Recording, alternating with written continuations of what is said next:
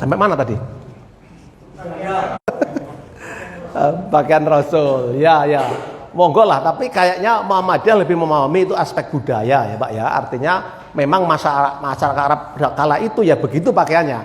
Sehingga kalau saja Muhammad itu lahirnya di Kauman, kira-kira pakaiannya kayak apa Pak?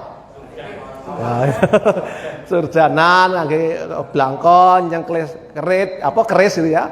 Di belakangnya pakai sepatu sendal ala orang keraton gitu. Tapi karena Nabi Muhammad itu lahirnya di Arab ya layaknya berpakaian orang Arab. Sehingga itulah muamalat.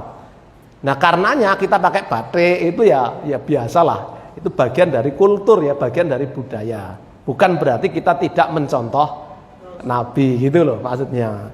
Karena perlu kreatif Pak. Bikin BDW, BPRS, enggak kreatif ya enggak payu. Enggak laku gitu.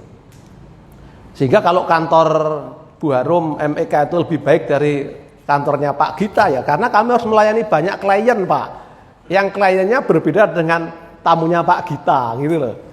Boleh ya Pak ya? Meskipun Pak Gita nek ngersakne ngagem mriku nggih pareng, boleh wong miliknya beliau juga gitu.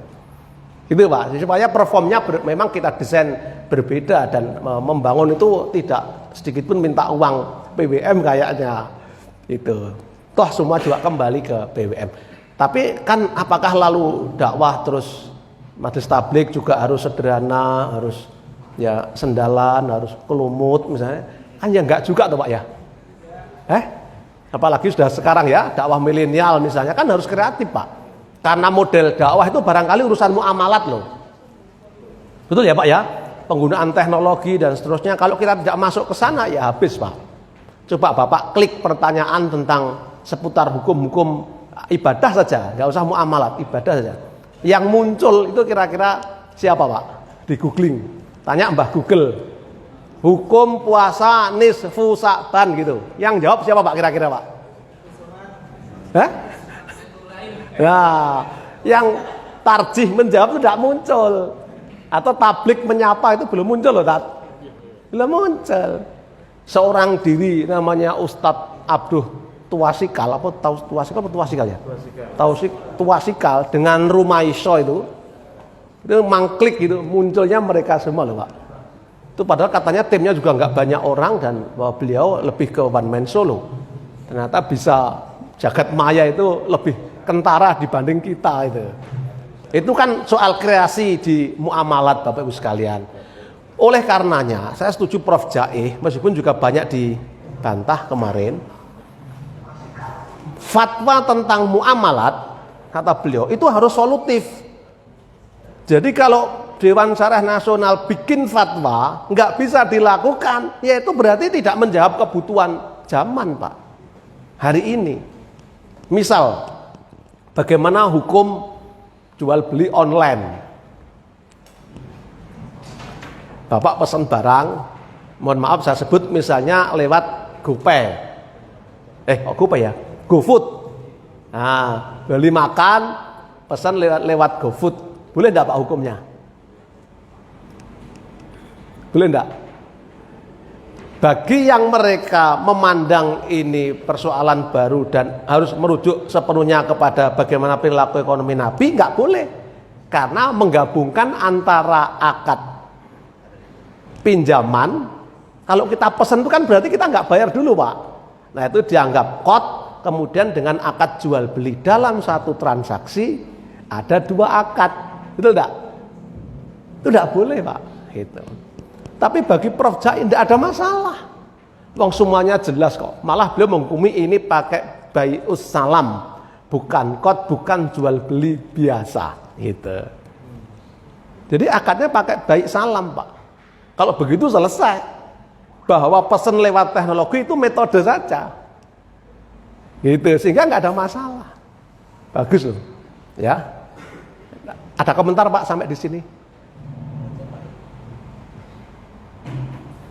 Karenanya ketika mendirikan Bank Syariah Muhammadiyah itu jangan ditanya perintahnya mana. Nggak ada Pak perintahnya. Karena urusan muamalat selama tidak ada larangannya yang boleh dilakukan. Karenanya perlu kreativitas tadi, perlu inovasi terus, inovasi begitu. Bisnis tidak ada inovasi habis Pak. Bisnis tidak kreatif habis Pak. Kayaknya dakwah sekalipun, meskipun kontennya benar tapi metodenya tidak kreatif, ya ditinggal juga oleh jamaah Pak. Nah. Oke lah, ini bapak-bapak yang lebih paham tentang dalil ya.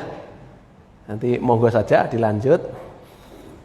Nah ini yang kembali ke prinsip dasar ya Pak ya, tentang lembaga keuangan syariah ini belum ke bank, nanti bank di sesi kedua. Yang pertama ta'awun. Nah jadi bisnis dalam kita, dalam Islam, termasuk di lembaga keuangan syariah itu nilai utamanya adalah ta'awanu alal birri wat taqwa wala ta'awanu alal itsmi wal udwan. Nah teman-teman di BPRS misalnya Bapak, di BMT, di Bank Umum Syariah itu, ketika mereka sosialisasi tentang produk itu sebenarnya bagian dari ta'awun Pak, menyelamatkan orang-orang muslim yang berbisnis dari praktek bisnis yang ribawi misalnya begitu. Dan kawan-kawan di bank syariah itu berarti mereka juga bagian dari dakwah gitu. Jadi mubalek ekonomi barangkali ya sebutannya lebih tepat bagi timnya Pak Mardiana itu gitu. Kemudian larangan ikhtina itu apa namanya ya, menumpuk harta pada orang-orang tertentu saja. Kaila yakunu atau yakuna ya? Kaila yakunu ya. Kaila yakuna zulatam bainal aghniya'i minkum. Betul ya? Yakuna ya. Kaila yakuna zulatam bainal aghniya'i minkum, supaya harta itu tidak muter-muter saja di kalangan orang kaya di antara kamu. Punya rekening bank syariah atau? Enggak ada. Rekeningnya di mana? Oh, enggak punya. Enggak punya. Kalau tanya Pak Nurudin ya ada 10 rekening beliau. Itu yang terdaftar, yang tidak lebih banyak gitu. Kalau yang PNS pasti punya rekening. Ada yang PNS? Oh, pensiunan. Rekeningnya di mana Pak? BPD. BPD konven atau syariah? Konven. BRI? Konven. Kalau BRI mungkin masih bisa ya terkait dengan ini karena BRI membiayai orang-orang miskin di sekitarnya, kira-kira begitu. Tapi begitu kita menggunakan transaksinya itu bank yang besar Pak, bank umum yang besar itu, mereka hampir bisa dipastikan tidak menyentuh hajat hidup umat kita kok. Sudah agak lama ya, sebelum Covid sudah agak lama. Itu ada ini ya, diskusi di PP Aisyah atau PW Aisyah ya, di Cikditiro, saya hadir waktu itu, tentang yang dinobatkan mendapat penghargaan dari presiden tokoh apa ya, keuangan mikronasional Pak. Pernah dengar Pak? Itu ternyata pendirinya yang di Indonesia sekarang dikenal dengan CU itu Pak, Credit Union. Atau apa ya Mas ya? Terkenal di masa Koperasi Kredit ya? Pernah dengar Pak? CU, Credit Union. Gak pernah dengar ya? Nah itu kan foundernya Pak Bambang Ismawan, dulu Muslim dari Lamongan, dan karena Lamongan kan identik dengan kita lah ya, Muhammadiyah kan kuat di sana, dan dapat istri non Muslim China dan akhirnya ya jadi murtadin. Tapi dapat penghargaan sebagai tokoh nasional. Lembaga keuangan mikro Pak, nasional, luar biasa. Waktu itu bersaingnya dengan Profesor Amin Aziz. Nah, ketua MEK pada masanya PP, Profesor Amin Aziz. Ternyata kalah Pak, Prof Amin ini kalah. Sehingga Pak Bambang lah kemudian diundang di PP Aisyah udah salah waktu itu. Beliau cerita, BRI sekalipun, ya katanya beliau ya, BRI sekalipun itu kan yang betul-betul mikro itu 7% Pak. Yang betul-betul mikro itu hanya 7% plafonnya, menurut beliau gitu. Dan setelah ditelusuri lebih jauh, yang 7% itu kebanyakan ada di kartu kredit zaman itu Pak. Kalau kredit kan, kartu kredit mesti mikro ya, betul ya Pak Marti ya, karena maksimum 50 juta. Nah yang menjadi digembar-gemborkan di Indonesia saja dengan BRI-nya sebagai keuangan mikro yang paling terkenal, ternyata juga tidak lalu ekspansif betul di mikro. Kan terkenal sekali BRI dengan mikronya gitu. Kalau BDW hampir semuanya mikro ya Pak ya. Nah, kalau BDW semuanya mikro, sehingga kalau para asatidz ini uangnya masih di Mandiri, masih di BCA, itu ya nyugege wong sugih Pak. Yang punya BCA tahu Pak? Yang jelas bukan anggota Muhammadiyah ya. Itu kakak beradik termasuk pemilik Jarum BCA gitu, sehingga dia menjadi orang yang paling kaya di Indonesia Pak. Kekayaannya lebih dari 200 triliun satu orang. Sehingga kalau jamaah kita mungkin juga termasuk kita itu masih udut, yaitu berarti nyugege wong sugih Pak. Meskipun udut ada dalilnya katanya, nikmatul udut ba'dad dahar gitu. Gila bar madang ora udut iki pahit gitu. Nah, kalau kita rekeningnya ada di situ, itu berarti bertentangan dengan ayat ini. Karena uang yang kita taruh di situ itu kecil harapan untuk bisa kembali ke masyarakat, Pak. Nah, coba ya. Nah, yang terpenting bagi kita di persoalan keadilan ekonomi, Pak. Orang-orang 10 orang kaya di Indonesia itu menguasai kekayaan ini katanya ya lebih dari 70%. Aset hanya dikuasai oleh sedikit orang lah, kira-kira gitu ya. Jumlah persisnya saya tidak paham.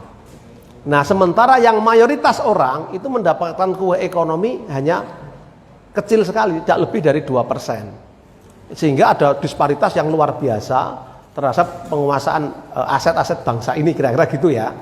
Nah, kemarin Pak Jokowi itu sudah menawarkan waktu Kongres Ekonomi Umat di Jakarta, MUI, saya hadir kebetulan. Karena Pak Anwar Abbas secara terbuka mengkritik tentang ketimpangan sosial ini, gitu. Nah, kan apa kata beliau, Pak Jokowi, silahkan umat Islam ini yang mau mengelola aset negara dalam bentuk tanah, silahkan mengajukan. Yang ditunjuk Pak Anwar Abbas sebagai koordinatornya. Silahkan tulis proposal, mengajukan mau butuh berapa ribu hektar, silahkan. Sampai hari ini Pak, di grup Majelis Ekonomi, Pak Anwar Abbas ya pening juga. Ternyata belum ada satupun proposal yang sampai di mejanya Pak Anwar Abbas untuk mengajukan pengelolaan tanah negara. Karena ada kurang lebih sekitar 12 juta hektar lahan itu yang oleh negara mau ditarik kembali, dulu sudah diberikan kepada pengusaha-pengusaha itu, dianggurkan Pak. Dan sudah ada lebih dari 3 juta hektar yang sudah ditarik. Nah, itu akan diberikan ke panjenengan. Nah, monggo Bapak, kalau ada yang tertarik, tapi katanya waktu itu minimal 40.000 hektar. 40.000 hektar itu kira-kira sak Bantul sendiri ya Pak ya, kira-kira. Betul ya, kota Jogja kan paling berapa puluh hektar saja, ratus hektar saja. Ini 40.000 hektar. Nah, silakan Pak, nanti bisa ketemu dengan Pak Anwar Abbas. Karena ketidakadilan itu memang membuat kita jadi kesenjangan yang luar biasa antara Jawa, luar Jawa, Jakarta, luar Jakarta, kira-kira begitu ya.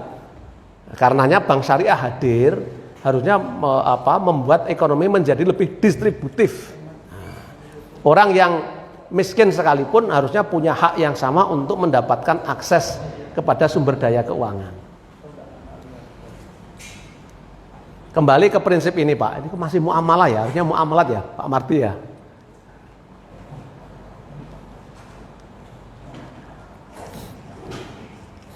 Ada pertanyaan Bapak sampai di sini? Oh ini.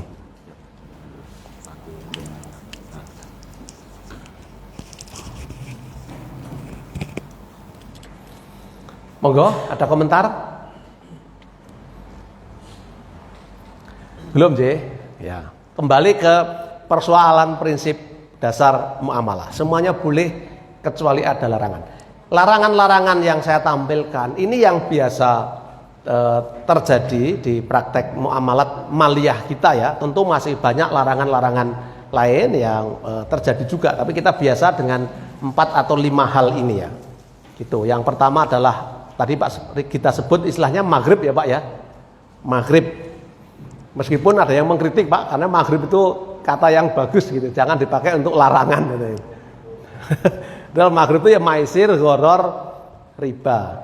Nah ini ada taghrir, tadlis, riba, ikhtikar, baik najas. Ada yang bisa memberi penjelasan Bapak tentang salah satu dari kelima hal ini? Door prize, ya door prize, door prize. Monggo ada selain Ustadz Bandi tentu ya. Dan alumni PUTM selesai jadi. Monggo Bapak, halo.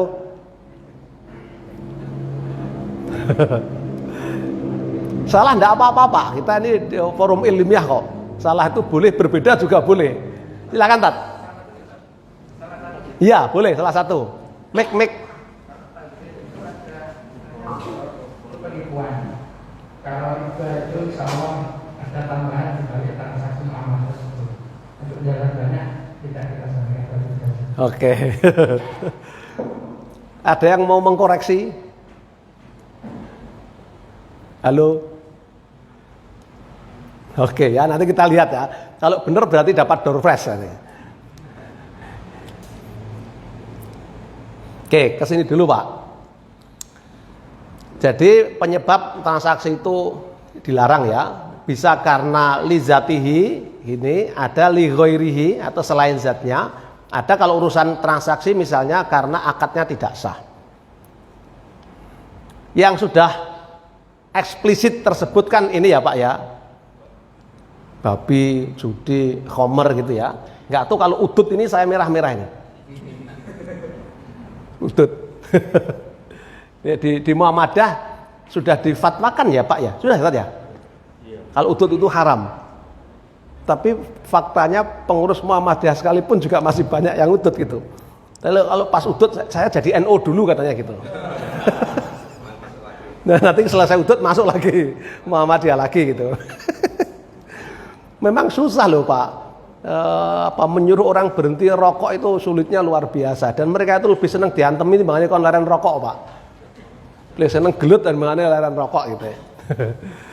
Oke, ini saya kira sudah ya. Kalau yang di wilayah ini mau direkayasa seperti apapun ya, sampai sejauh yang saya pahami kayaknya nggak bisa berubah dari haram menjadi halal.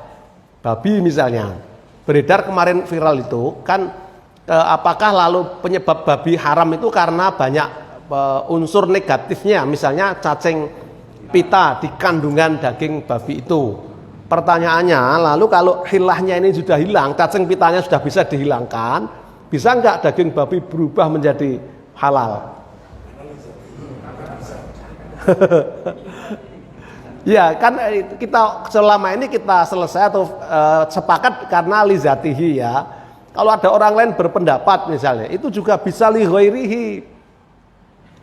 Karena hilahnya ada unsur yang membuat kita jadi sakit karena cacing pita dalam kandungan dagingnya itu. Ketika cacing pitanya sudah hilang, bisa nggak berubah menjadi halal?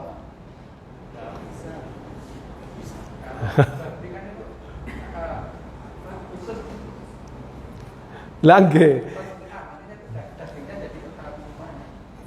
Ya kan kita sudah sepakat bahwa daging babi apapun tidak bisa direkayasa ya kan? Jadi dengan cara apapun. Kalau ada orang yang berpendapat, rame loh Pak viral di media loh itu. Daging babi karena mungkin katanya dagingnya lebih enak, seratnya lebih halus, dagingnya lebih empuk, kandungan kolesterolnya lebih rendah ya kan? Rame itu. Lah kalau kemudian ada obat yang ada unsur kandungan babinya, nah itu dalilnya kan selalu karena darurat. Misalnya vaksin. Gitu Pak.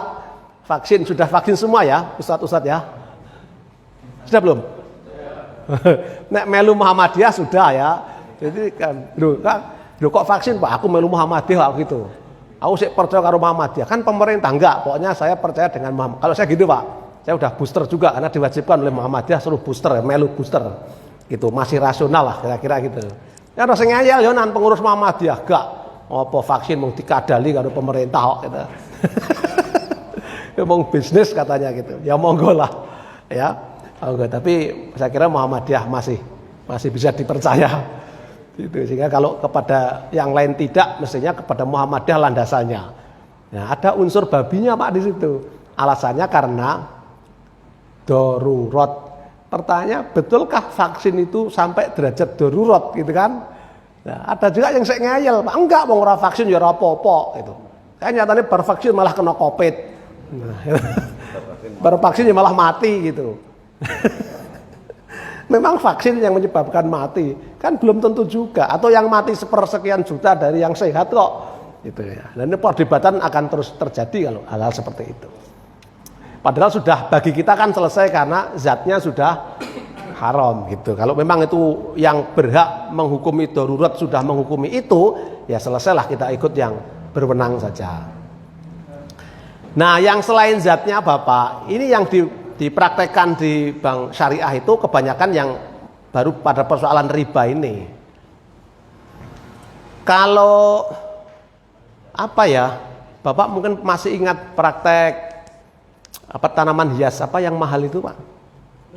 Gelombang cinta misalnya, atau yang kita sering mengenakan ini batu mulia, ake. Ah, ake.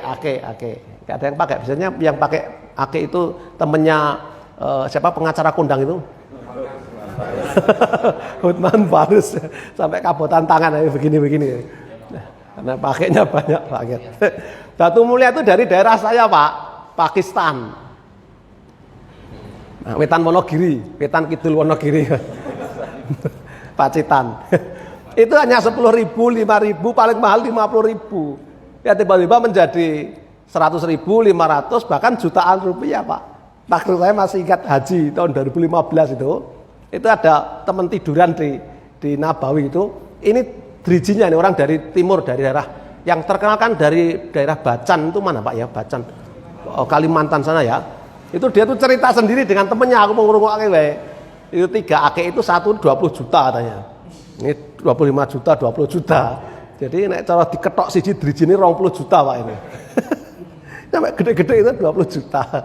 Kok bisa begitu Pak? Harga yang biasanya hanya 50.000 tiba-tiba menjadi 5 juta dan seterusnya. Praktek yang mana Pak kira-kira?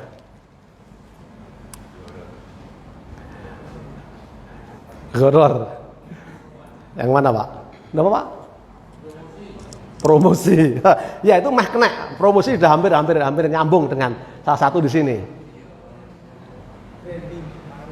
Branding. Ya mirip lah. Branding itu bagian dari promosi. Apa Pak? Dolop. Ini karena Pak Bambang sing ngendika ya ra entuk. Dolop itu yang mana Pak? Kalau yang sini? Kok horor? Ikhtikar perso Pak, ikhtikar itu apa? Menimbun. Nah, menimbun sehingga barang menjadi langka, ya kan hukum ekonomi kalau barang itu langka harganya naik. Betul ya? Nah, seperti minyak goreng. Ya, itu minyak goreng. Minyak goreng itu tapi menimbunnya tidak ditimbun di Indonesia, Pak. Katanya ditimbunnya di luar negeri ya, dijual ke luar negeri maksudnya.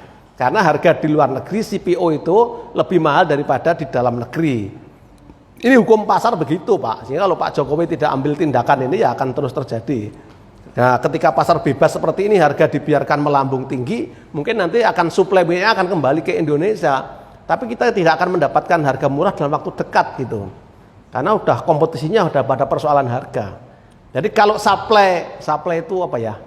Supply itu penyediaan barang. Itu jumlahnya barang itu berkurang, sementara demand atau permintaan atau kebutuhan itu tetap saja, maka harga barang akan mengalami kenaikan.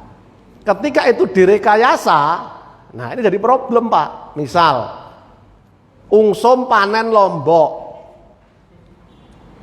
kok neng pasar mboten enten Lombok, padahal Bantul panen, Gunung Kidul panen, Sleman panen, Lombok habis semua di pasar.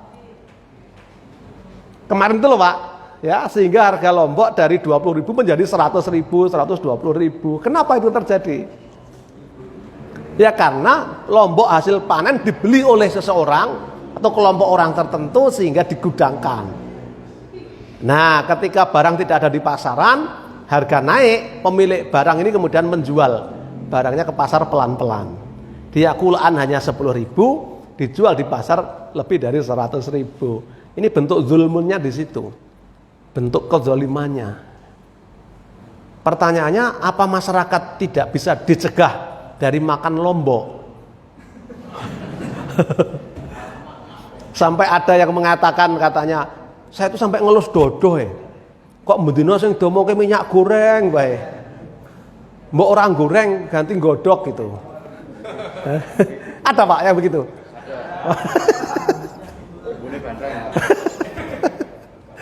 Iyalah kok ya ono bae. Nek sing ngomong kula ora masalah, iki sing ngomong wong hebat. Mempengaruhi kebijakan ya. Gitu. Ada apa di balik itu kan? Gitu. Nah, ini praktek ikhtikar, Pak. Yang berarti ikhtikar itu dalam bahasa ekonomi namanya rekayasa dalam supply. Nah, rekayasa dalam penawaran barang. Gitu.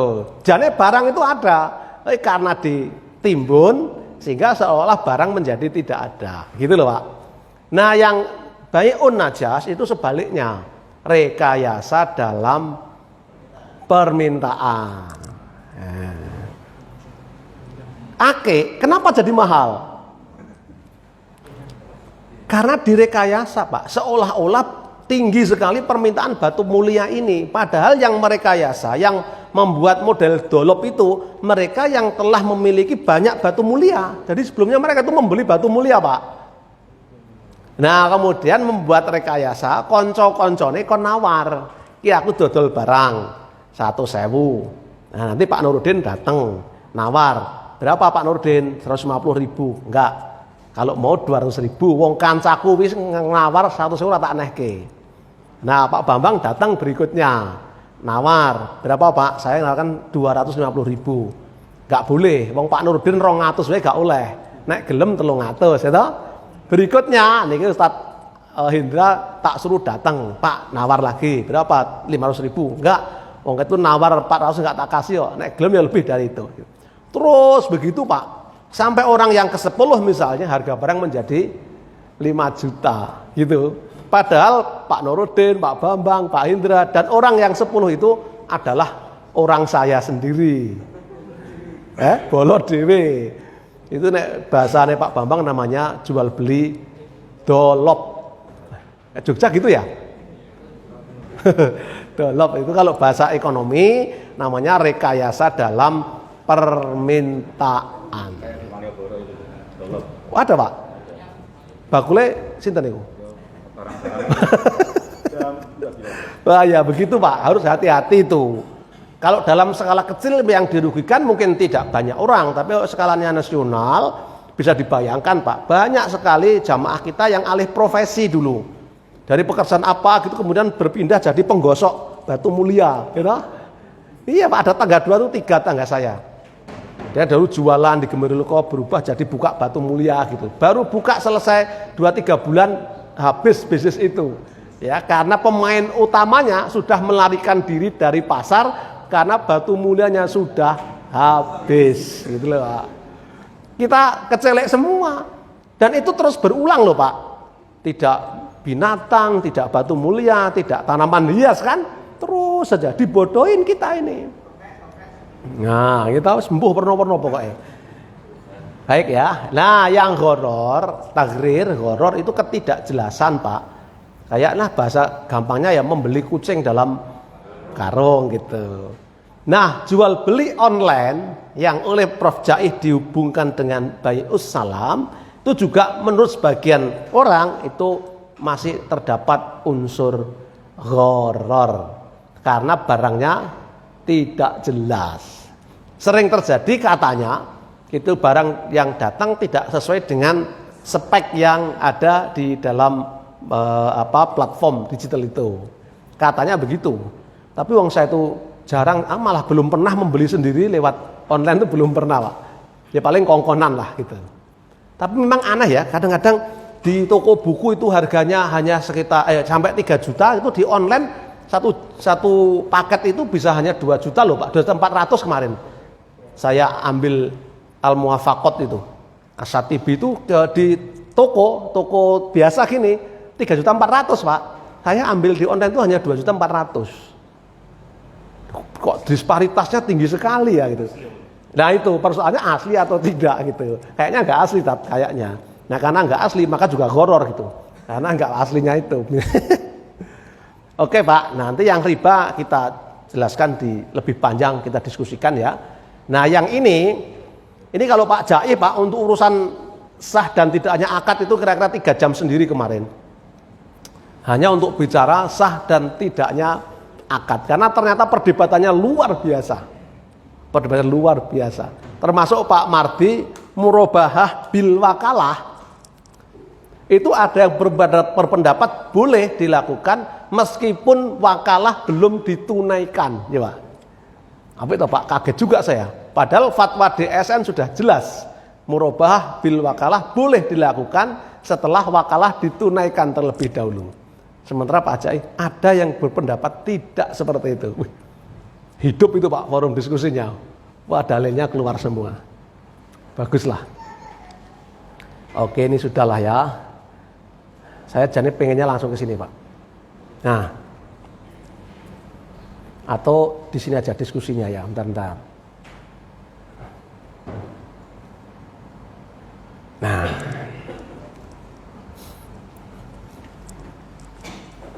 Pak Panjenengan, ini kira-kira gimana Pak? Biar langsung ke industri keuangan. Setuju enggak? Bunga sama dengan riba. Pripun? Pengetahuan saya sama. Sama, oke. Jadi resom beda nekol karo tosa. Oh iya. Oke. Nggih. Pak yang belakang, setuju enggak Pak kalau bunga sama dengan riba? Hah? Tidak. Yang mana Pak? Yang mana sih tadi? Uang berbunga. Ya, apa alasannya Tat? Jadahnya. Ada mic nggak Mas? Mic, halo mic. Nah, kalau ada pendapat berbeda itu seru ini.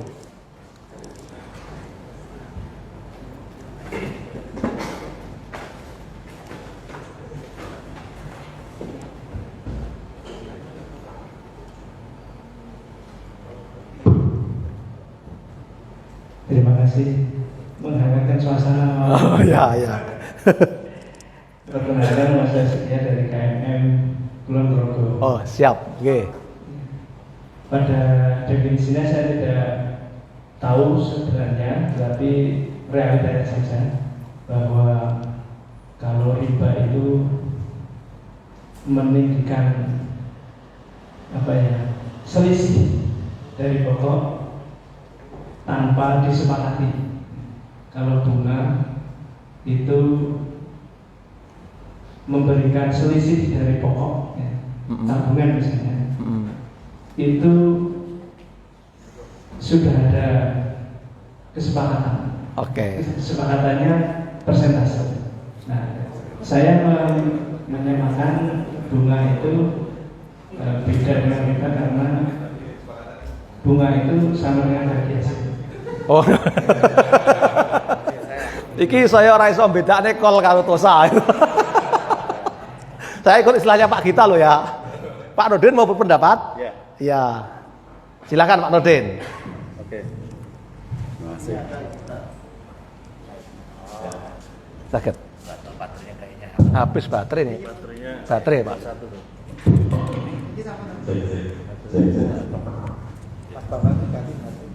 Riba itu Baterainya habis. artinya tambahan Pak.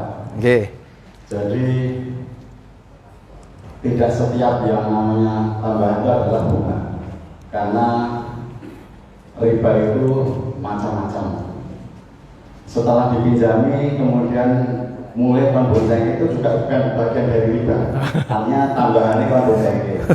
Kemudian setelah dikasih pinjaman uang kemudian mengembalikan dengan memberikan buah tangan dan sebagainya itu juga ada sebagian yang menyatakan bahwa itu adalah riba juga.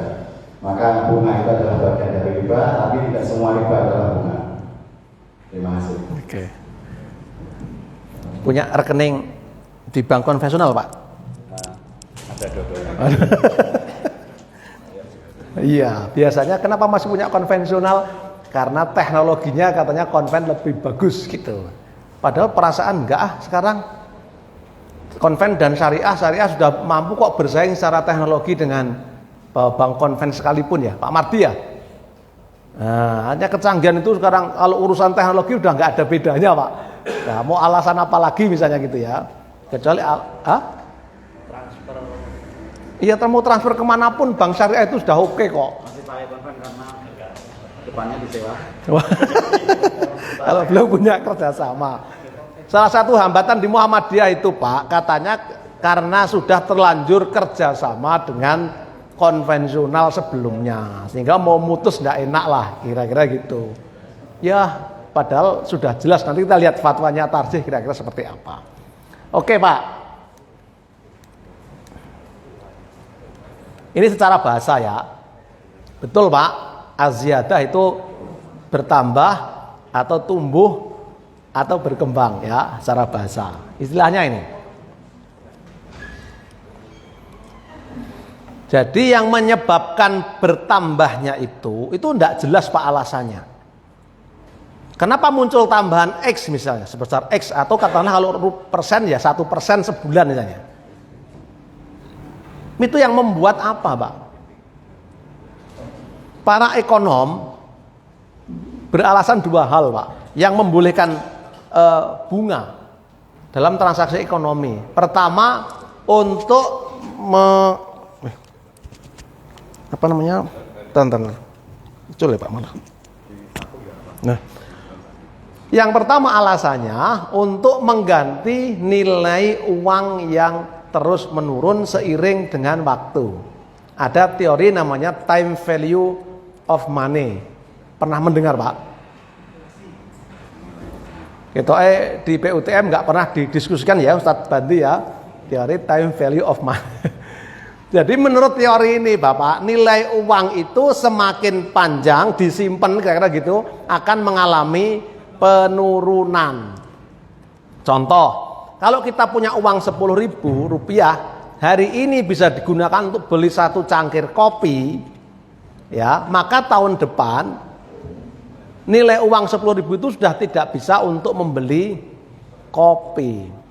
Karena harga secangkir kopi sudah naik menjadi 12.000. Dengan kualitas kopi yang sama seperti yang kita beli tahun kemarin, tahun ini harganya sudah 12.000. Berarti uang kita menurun 20%. Bisa diterima ya Pak ya? Kita dulu ke Solo naik bus itu boleh dengan hanya 8.000, Pak. Sudah itu bisa, sudah AC, sudah enak ya. Sekarang Jogja Solo itu tidak boleh, harganya berapa ya? 20.000 ya kalau nggak salah ya. Berapa? Sudah 20.000 Jogja Solo. Padahal Jogja Solo dari zaman dulu sampai sekarang tidak pernah terjadi penambahan jarak, Pak. Gitu, Pak. Ya kira-kira 60 kilo udah mendekati Sragen.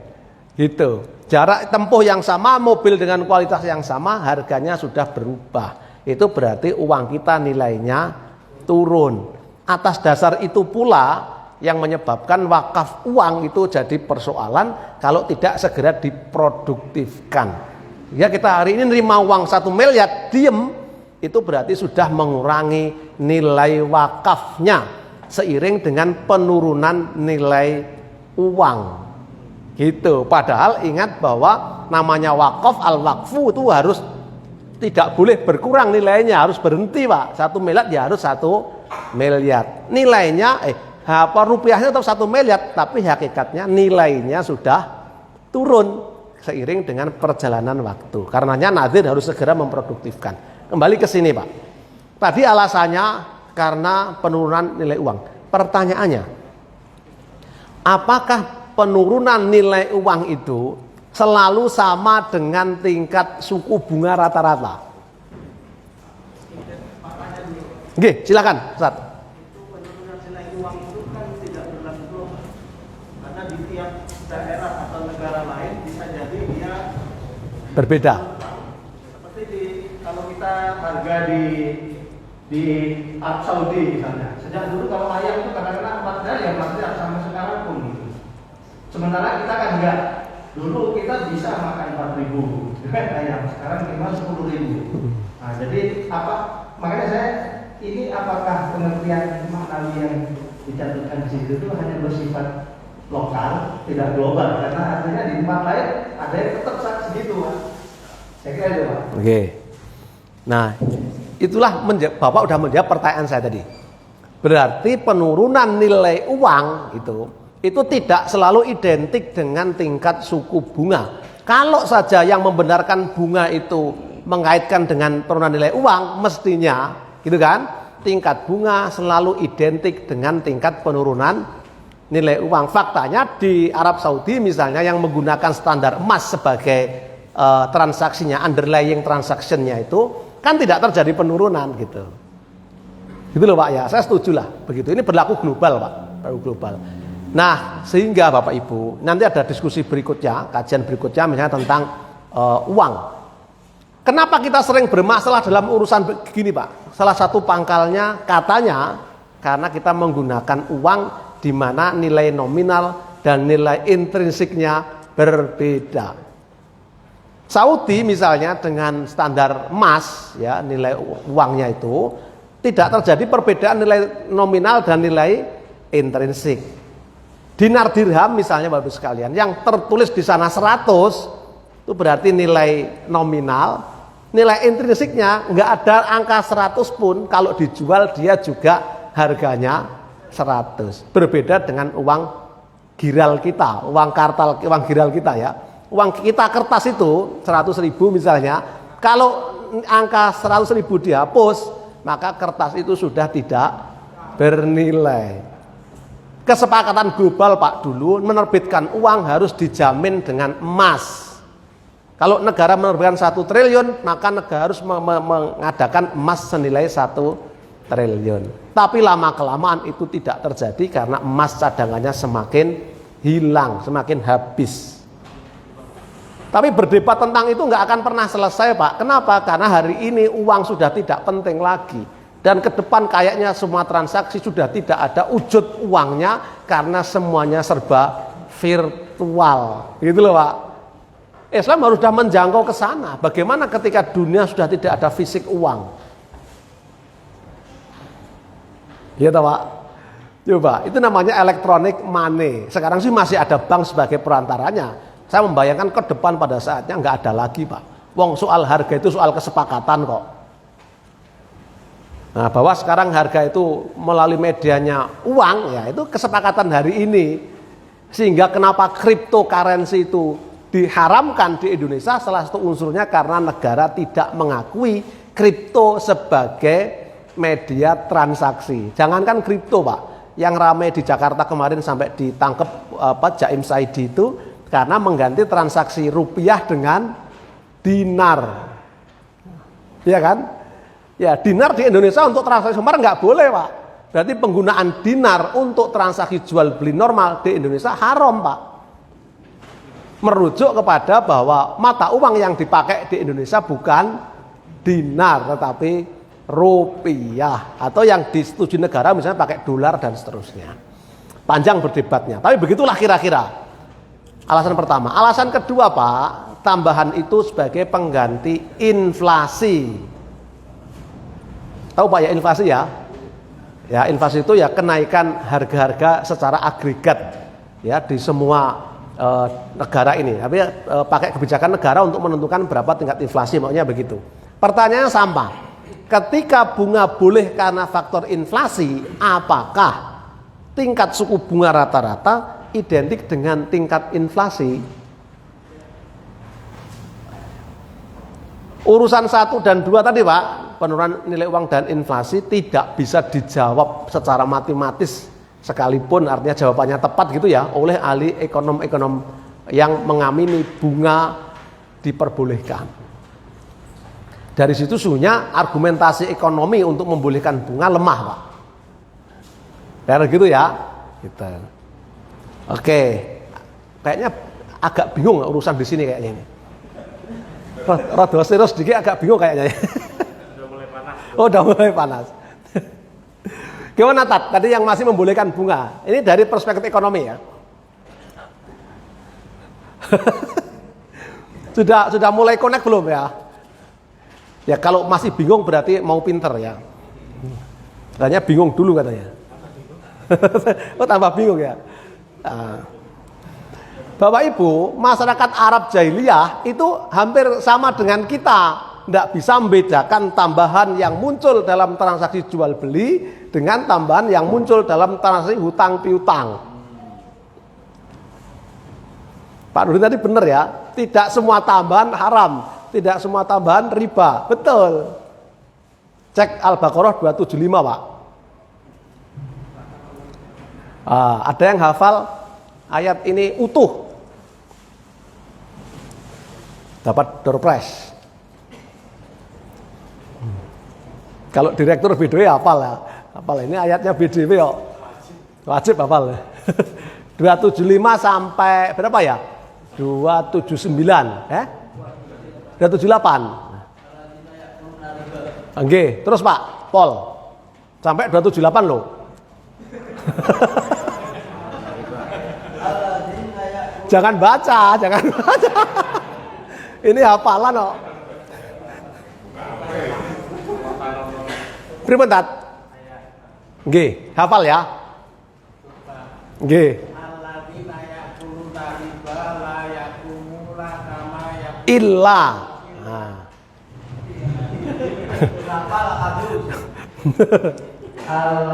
A'udzubillahi minasyaitonirrajim. Alladzina ya'kuluna riba la yaquluna illa kama yaqulul ladzi yatakhabbathu syaitanu minal mas. Dzalika bi annahum qalu innamal bai'u mithlu riba wa ahallallahu bai'a wa harrama riba. Faman ja'ahu ma'idatu bi rabbi fantaha falahu ma salaf wa amruhu illallah wa man nada faulaika ashabun nari hum fiha khalidun. Oke, terus yang haku lahu riba wa yurbi sadaqah innallaha yang aku lau riba wa yurbi sadaqah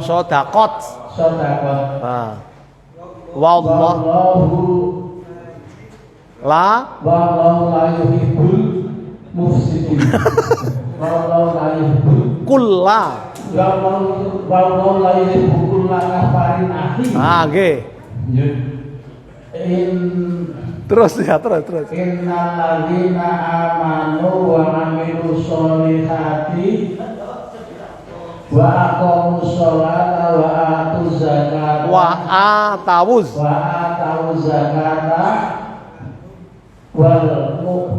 lahum azruhum min rabbihim wa la khaufun 'alaihim wa lahum yahzanun. Nggih, terus. Ya ayyuhalladzina amanu taqullaha wa dharu ma baqiya minar riba in kuntum mu'minin. Iya, terus. Satu lagi. Wa may yaf'al dzalika fa illam taf'alu fa'dhanu bi harbin minallahi wa rasulih. Wa in tubtum falakum rusu amwalikum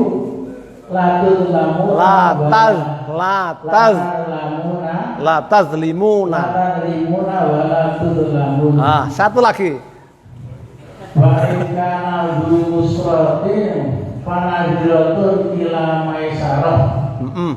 Wa antos asadaku khairul lakum in kuntum ta'lamun. Door prize. Luar biasa. Ambil di BDW. Bapak dari mana? Kulon Progo, berarti BDW Kulon Progo. Di Kulon Progo. Oke. Ini ayat harusnya setelah pelatihan ini, setelah Songsong Ramadan, besok untuk ngimami ya Pak ya. Dan ada bedanya. Ini ayatnya Bank Syariah ini. Nanti kalau dipakai buat surat pendek, lapor BDW. Oh iya, iya direkam terus untuk SKPI UAD. Kalau ngimami pakai ayat ekonomi itu dapat door prize. Kalau utang di BDW dapat diskon. Ayat tok dodolan.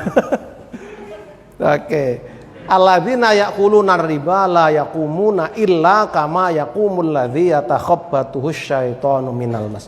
Orang-orang yang makan riba kata Allah nggak bisa berdiri Pak, kecuali seperti berdirinya orang yang kesurupan.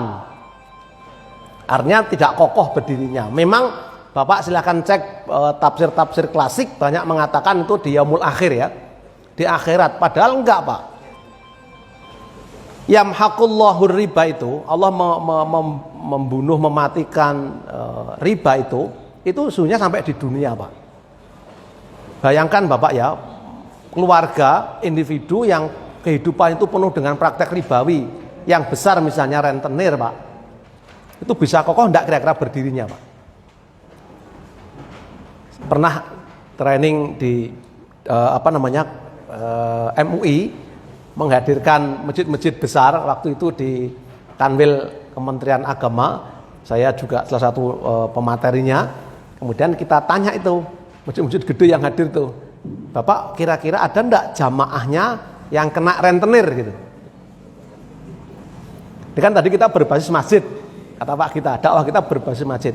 Pertanyaannya, apakah masjid kita punya data jamaah yang kena rentenir? Ada enggak Pak? Waktu itu juga kelakep semua loh Pak. Kalau lebih luas, apakah PRM PRA kita juga punya data anggota PRM PRA atau jamaahnya yang kena rentenir? Ada enggak Pak? Ada datanya? Atau bapak-bapak sebagai pengurus atau Kop Mubalik Muhammadiyah mengetahui di sekitarnya ada jamaah yang kena rentenir? Ada Pak? Ada. Ada. Dan ketika sudah tahu itu, apa yang dilakukan? Mendoakan. Ya, aful iman ya lebih baiklah daripada tidak sama sekali. Parah loh Pak, banyak di antara kita yang tidak paham kalau tetangganya saja itu dikejar-kejar rentenir setiap hari. Bang plecit, ya, bang plecit gitu. Jadi pemahaman bahwa tidak beriman di antara kamu sekalian, sementara kita bisa tidur nyenyak, ada tetangga kita yang tidak bisa tidur karena kelaparan. Itu sampai ke sana loh Pak tafsirannya. Karena mereka nggak bisa tidur, besok itu dikejar-kejar rentenir kok tangi turu ki piye. Belum tangi malah harus dikejar-kejar. Coba itu Pak Ketua Tablik PDM Kota Pak sinten? Pak Sultoni siapa? Pak Fatoni. Pak Fatoni. Bar subuh mang tindak peken Kota Gede Pak. Kira-kira dhisik bakule apa dhisik rentenire Pak datangnya itu. Jadi dagangan itu belum digelar Pak, rentenir itu sudah berdiri di sampingnya loh. Iya. Jadi nungguin orang gelar dagangan itu. Terus kira-kira mau kokoh dari mana Pak usaha kalau kayak gitu? Ini dalam konteks mikro ya, dalam konteks rumah tangga.